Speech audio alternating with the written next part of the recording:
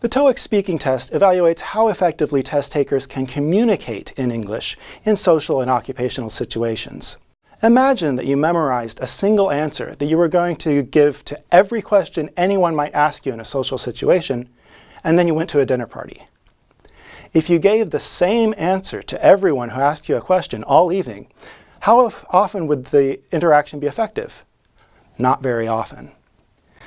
Imagine that you memorized the answer to a workplace question and then went to work and gave the same memorized answer to every question anyone asked you and every request that they made of you.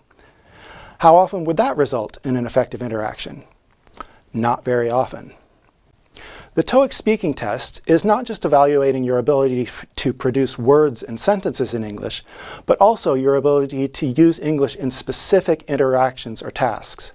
So the question is, how well does the response complete the specific task in the test question you were asked? If it doesn't do that specific task, it is unlikely to receive a high score.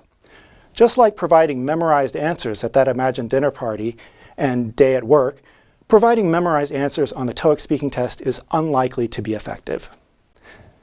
This is because a well-memorized response often fails to meet the scoring criteria of task completion and does not demonstrate an understanding of the specific task required to answer effectively. For instance, we often see template answers used in response to speaking question 10, where the template answers often fail to meet the scoring criteria of task completion and do not demonstrate understanding of the problem presented in the question. Even though the response appears to be fluent and well-structured, when a response is vague, general, and shows no interaction with the question, that response will receive a low score according to the scoring guide.